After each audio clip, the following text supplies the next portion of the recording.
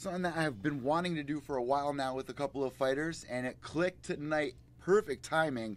We got Elias Theodorou calling in right now, and right after, we're going to be speaking to his upcoming opponent, Eric Anders. But first, we got the man who's been a vet on Pure Evil MMA, Elias, checking in. What's going on, Elias? How you doing tonight? I'm fantastic, man. Thanks for having me on. Before we even talk about the fight, I mean, it's been a minute since we spoke, and Yes, sir. you've been on Invicta doing the ring boy thing. How's that working out? Do you feel like that's something that's going to stick for a while? Like after you, say for instance, in like 5 years from now, there's going to be a couple of ring boys they hire? I hope so. You know, I'm trying to break some barriers and some hearts along the way. Obviously having a blast doing it. And, you know, the larger cause is for equality in the aspect of, you know, not just have a ring girl, but why not have a ring boy? And I'm really thankful for Invicta for having me on, a part of the team. And fun fact, I'll be at Invicta 33, December 15th, you know, in a couple weeks' time. So listen, man, you got this upcoming fight with Eric Anders. What do you know about him? Like before you were like matched up with him, you actually wanted to fight somebody that he fought before in Lyoto Machida last time that you were on the show. Unfortunately, that didn't work out. So was that kind of like the first time you got introduced to him was when those two fought? No, actually I was at the fight when he fought Rafael Natal in Long Island. What was that, his debut, I think? That was, yeah, and that was the first time he actually called me out. So, you know, my ears were burning, obviously, then. And, you know, third time's a charm. He's called me out a few times, and now he gets his wish, and I get my opportunity to fight in the hometown in Toronto. What did you think about the fight that he had with Lyoto in that fight? I mean, Lyoto was coming back. He got the win, and then he disappeared to Bellator. It was wasn't that his last fight in the UFC? What did you think about Eric's performance there? Do you see anything in there that you think you can take advantage of? Oh, definitely. You know, all the power to him for taking that fight and going into the Dragons' hometown, much like he's doing with me. Eric's you know, a tough competitor. He's game. He's looking to knock someone's block off, and whether that's Machida or myself. But obviously, there's ways to exploit that in regards to him being still very green. You know, I think he definitely has that fighter mentality, and that, you know, that true, you know, seek and destroy quality. But I think that there's many different ways to kind of take advantage of it, because, like I said, he's still very green and very new. But, you know, he's a tough SOB, and I'm really excited to fight him. So this is going to be going down for UFC 231, and inside this fight, there's one thing that I can definitely expect from you. Anytime that you step in there, you kind of neutralize the fighters. Like, they can't really get around on you. I think Adam Hunter said it best. It's like, whenever a guy fights you, they can't really get to their best performance. It usually, you usually neutralize them. You feel like you can do that for Anders? Yeah, it's actually funny. A friend of mine calls me Leech from the X-Men, where I basically nullify. That's my superpower, nullifying people. You know, in many ways, fighting is about you know, it's an aggressive dance, and whoever can lead will win. And I'm a phenomenal dancer, and kind of to play on the words of Mike Tyson, everyone has a plan until they get punched in the face. Everyone's got a plan until they see me dance. What are you doing to get ready for this fight? Anything different? How are you preparing right now? You know, born ready. Most people are born in hospitals. The thing I would throw out there is the fact that this is my 10th UFC fight, and this is also my 7th southpaw. So I know exactly what a southpaw is, and I know exactly, in many ways, what Eric Anders is going to come at. He's going to come fast and I think hard right off the bat. He feels that being in my hometown, in many ways, he's going to try and, you know, establish, you know, dominance off the bat. But I've been there before, whether it's someone like Sam Alvey, who, you know, has triple the amount of experience in knockouts, and, you know, even longer reach, or it's someone like, you know, Dan Kelly, who pushes forward and in almost like a zombie-like state. I've done this before. Both of those were southpaws, by the way. And, you know, I'm really excited. I think Eric Anders is, like I mentioned, a very hungry athlete who wants to really, you know, stake his claim in the middleweight division, and he's looking to, you know, use me as that stepping stone. I think that's why he obviously called me out, but as I've proved in the past, no easy puzzle to figure out. I would only argue that I've really only lost to one person, and that's a mutual opponent in Thiago Santos. And, that fight showed, that fight, Eric Anders showed a lot of heart, a lot of balls for taking that fight on short notice. But it also showed that he made some of the same mistakes that I did 3 years ago. So that just goes back to the aspect of, he's still learning as a mixed martial artist. But I'm expecting him to bring a fight because that's what he always does. And you bring up a really good point. Like, you've kind of been in there. You've kind of fought some of the higher tier guys. I mean, he's starting to as well. But we even saw it last weekend between JDS and Tai Tuivasa. Like, sometimes people get excited and they can make the smallest mistake, but the vet is so smart. He's been there. He's seen that before. The jitters aren't getting to him. And, I feel like you definitely have the confidence there. But does it honestly add any extra pressure on you that this is going to be your 10th fight, that you are fighting in your hometown? Honestly, does that add any sort of pressure? No, it actually is a relief. In the fact that a little less traveling. I got friends and family that are able to make it, and my after party at the Pint is just around the corner. So, it kind of ingrains every single day that I wake up. Even leading into this fight, that I could even see the stadium from my house. So, extra motivation and really looking to put it on for my city. How do you see this fight going? If you can kind of preview it without giving anything away, how do you see this fight going? Obviously, you're going to say with your hand raised, but honestly, how do you see this fight going down? I think in many ways, like you kind of touched on it, I think, and I've touched on it, I think Eric's going to come out swinging in the beginning and try to look to set dominance and look to set pressure. But I think, as one can look back, I've never been outstruck in the UFC in regards to volume. Even out of the 10 fights, 8 of those have been double the actual volume of my opponents. And I think I just am able to, set the rhythm, and the longer it goes, the better I'll be able to, impose my will. Obviously, it is a fight and anything can happen, but I'm looking to just push a pace that'll create a great fight. And like you said, get my hand raised. So obviously, every time I have you come on the show, I always kind of break away from your fight because I always like to catch up with like what you're up to. So first, let me start with did you catch this weekend's fights between Wilder and Fury? Yeah, it was a great. I got kind of the highlights.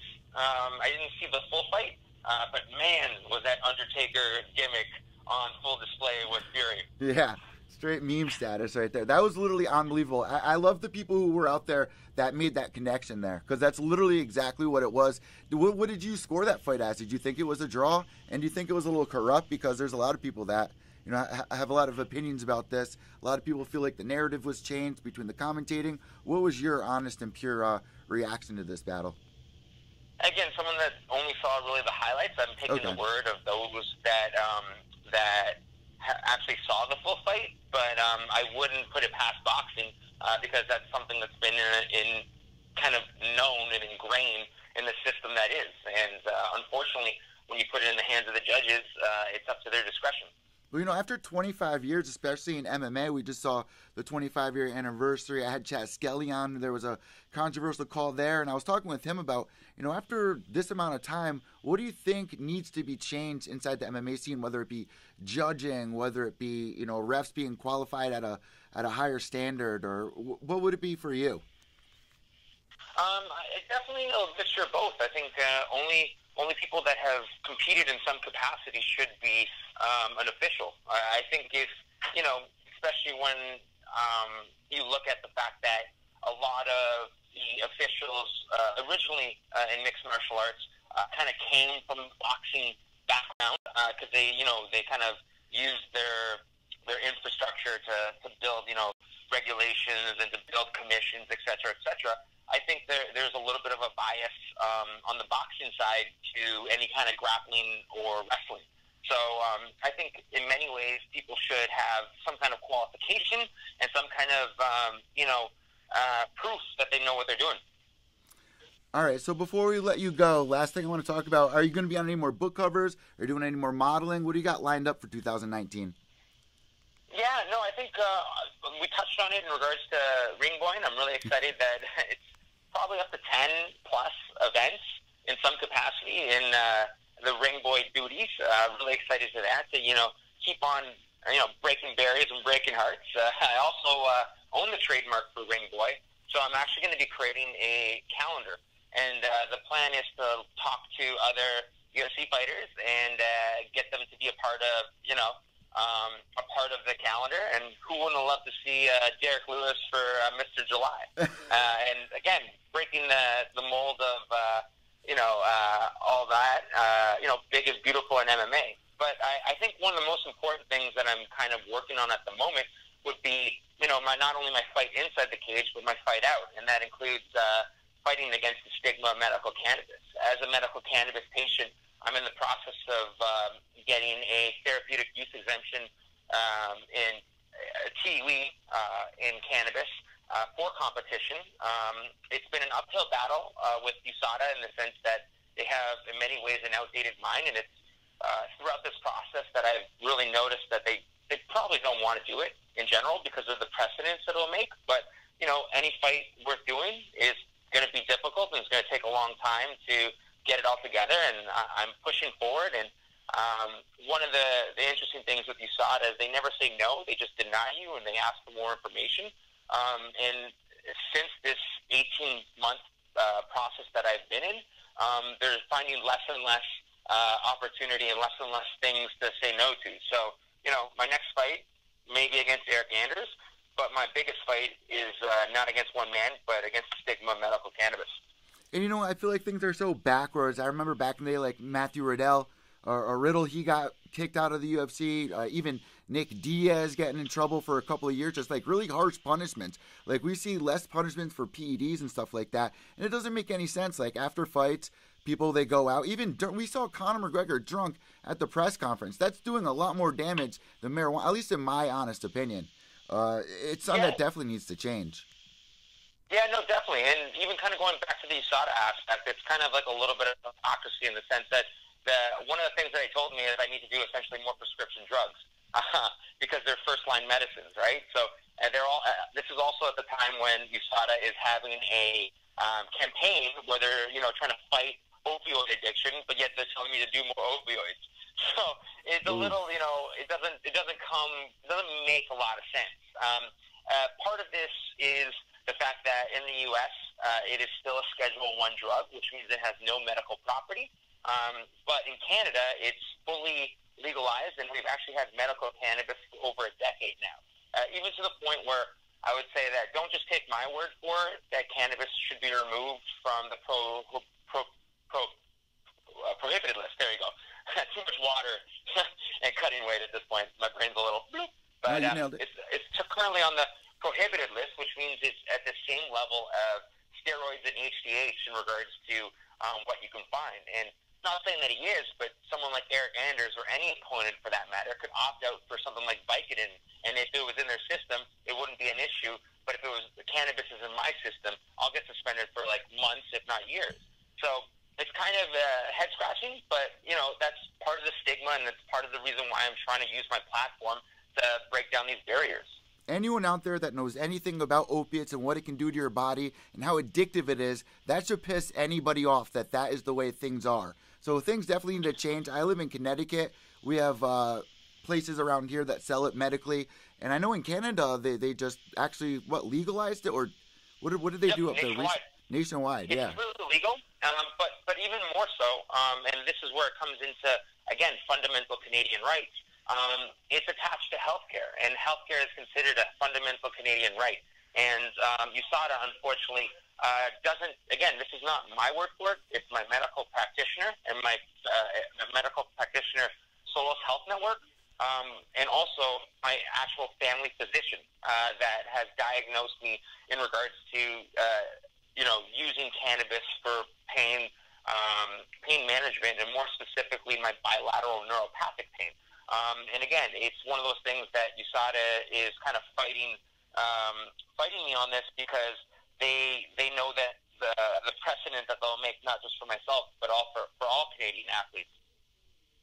Elias, I want to thank you so much. That's something I'm really interested in. I really, really hope that you are one of the leading guys to make a change for that, because it slowly but surely people are starting to understand the old ways are dying off, and I'm sure it'll be no time before we can make something happen here. So I appreciate you going out there, putting your name on the line in front of it and fighting for this. That means a lot to a lot of people out there.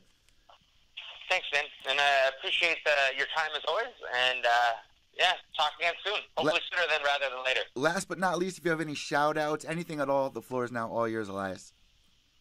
No, obviously, you know, I hope everyone tunes into my fight and also the pay-per-view as well. I'm really excited to put on a show for my hometown and everyone watching. Elias will be tuning in. Thank you so much, and we'll talk to you soon. Talk soon, bud.